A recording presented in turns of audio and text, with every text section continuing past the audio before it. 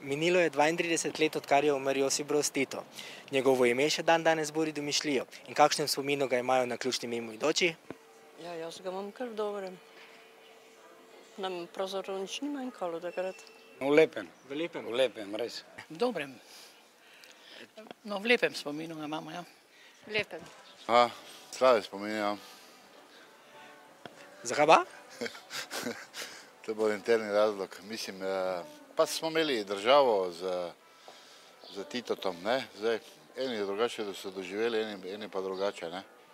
V bistvu se ga jaz niti ne spomnim najbolj, vse, kar vem o njem, so samo pač pripovedovanja starejših ljudi, ne vem, recimo starši, starši. Tako da jaz ga nimam v nekem pač spominu, ne, ker ga niti nisem poznal tako dobro. Če bi on še danes živel, mislite, da bi živeli boljše ali slabše ali isto? Boljše, jaz mislim.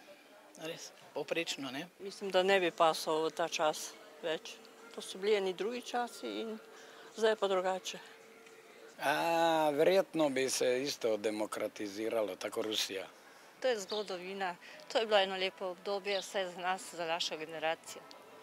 Ja, realnost je taka, da če ne bilo zahodnih kreditov, bi slabše živeli, ne. Če bi on je bil pač politik, ko je to znal dobiti kredite, ne. Prav vsi mislijo, da je svojega žepa dajo. Po moje boljše, zaradi tega, ker ga vsi pač, ko pripovedujejo, se sliši pač tisti ton oziroma glas, da ga pač pogrešajo pa vse, ne.